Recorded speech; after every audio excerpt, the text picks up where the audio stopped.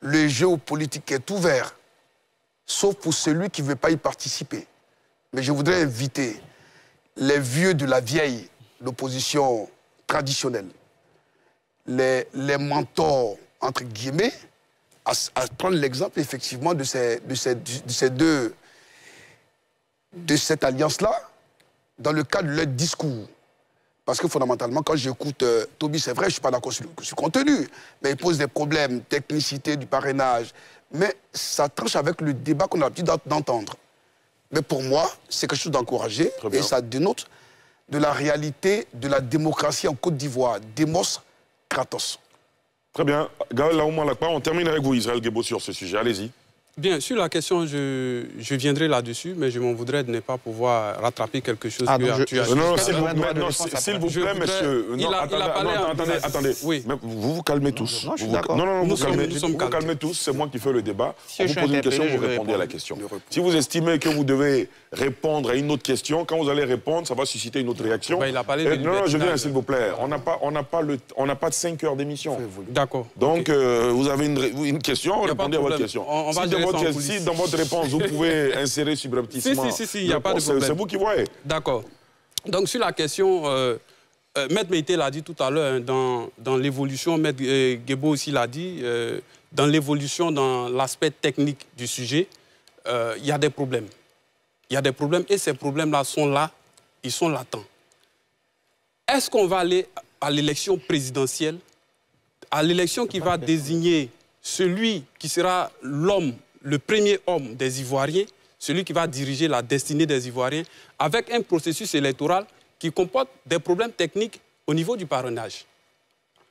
Et cette question-là fait qu'on n'avait jamais vu Assalé Tiemoko et Vincent Toby publiquement ensemble. Cette question a fait qu'aujourd'hui, ils se sont rapprochés, même si ce n'est pas la seule question. Parce qu'il faut qu'on le sache, sur la place politique aujourd'hui, il y a 3 grands blocs qui sont constitués. Il y a le RHDP, tout puissant parti au pouvoir. Il y a les partis politiques traditionnels, PDCI, PPACI, FPI, tout ce que vous voulez, MGC, qui ont un bloc. Et puis aujourd'hui, ceux-mêmes qui sont les politiques de la société civile aussi ont fini par se mettre ensemble sur la question du parrainage. Mais en fait, il y a un véritable problème qui se pose. À quelle élection allons-nous? Si tel est que, à tous les niveaux, on trouve des problèmes. Quand vous allez chez les indépendants, ils vous sortent des problèmes sur le parrainage. Moi, je dis, on va entrer dans le débat. Vous avez dit que même la CEI pourra venir expliquer. Même aujourd'hui, les populations même ne sont même pas au fait. C'est un fait, c'est un truc qui avait été essayé en 1995, qui n'a pas marché. Comment ça n'a pas marché? En 2000...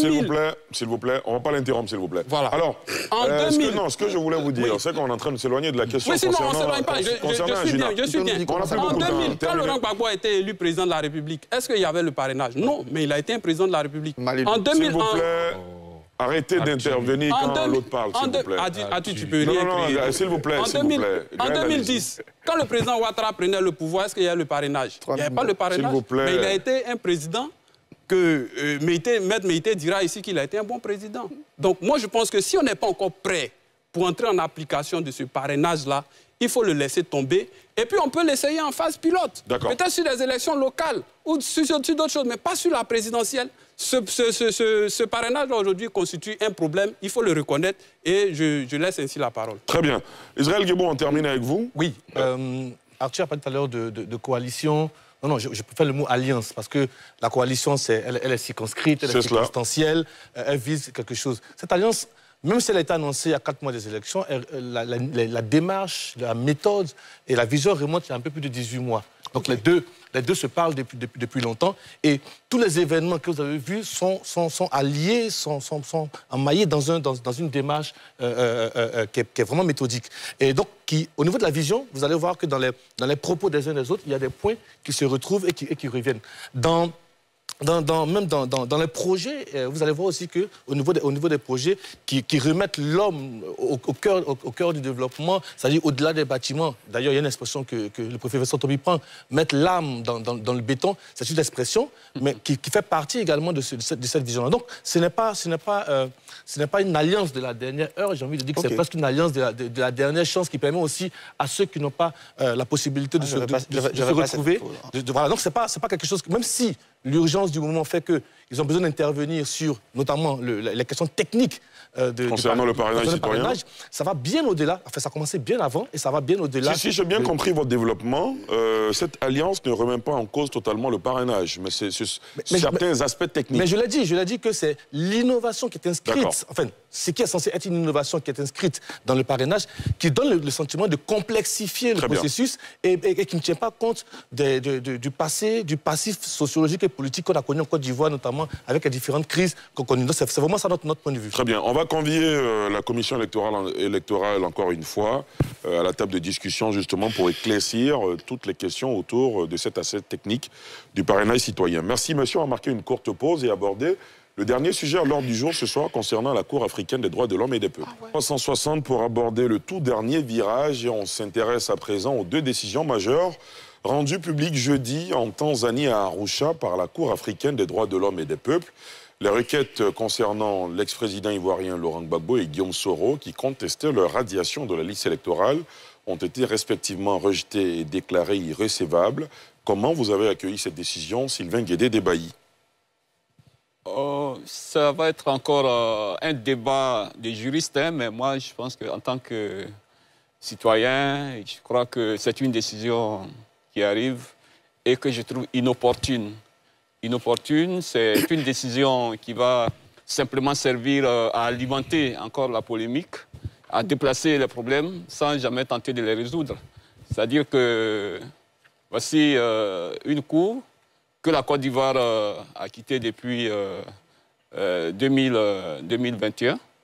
Et puis bon, comme il y avait une affaire pendante, au moment où on est en train de discuter des problèmes électoraux en Côte d'Ivoire, elle vient et puis bon, annonce une décision qui rejette les requêtes de Laurent Gbagbo, de Guillaume Soro, etc. Ben, vous voyez aujourd'hui, quand cette décision tombe dans l'opinion, c'est ce débat-là qui est suscité que ben, qu'est-ce que cette Cour a encore à chercher dans les affaires ivoiriennes Alors que la Côte d'Ivoire s'est retirée. La Côte d'Ivoire s'est retirée. Aujourd'hui, le problème se résume à ça. Le débat se résume à cela. Bon, est-ce que nous allons y rester? Je pense que, pour moi, c'est une décision à froisser rapidement. Et puis, ben, à regarder nos problèmes concrètement, les problèmes qui sont pendants à 4 mois de l'élection présidentielle, soit on les résout, ou bien on ne les résout pas, et puis, bon, ben, la vie va continuer. Professeur Banga? Non, Sylvain Débailly n'a pas raison. Enfin, c'est son point de vue. Mais c'est mon point de vue. S'il vous plaît, s'il vous plaît. Mon point de vue, c'est qu'il n'a pas raison. Non, votre point de vue... C'est qu'il n'a pas raison. Non, je viens. Votre point de vue, c'est de dire il y a des limites dans le développement de Sylvain Débailly. Bon, voilà. Je peux le dire comme ça pour faire plaisir, mais je vais dire... Non, sois sérieux. On est tous sérieux hein, sur ce plateau. Non, je sais, je le dis, parce que quand j'entends... Non, la Côte d'Ivoire n'a même pas participé au procès, donc ça n'a changé au fait que la Côte d'Ivoire ne soyait pas. La Cour a décidé. Aujourd'hui, la Cour a tué tout ce qu'il y a de légal dans le discours des pro-Gbagbo et des pro-Soro. Comment? Le seul truc qu'ils avaient de légal jusque-là, c'était invoquer la Cour. En ce moment-là, quand il n'y a même pas 2 semaines, ils en parlaient. La Côte d'Ivoire n'y était pas, hein, mais ils en parlaient.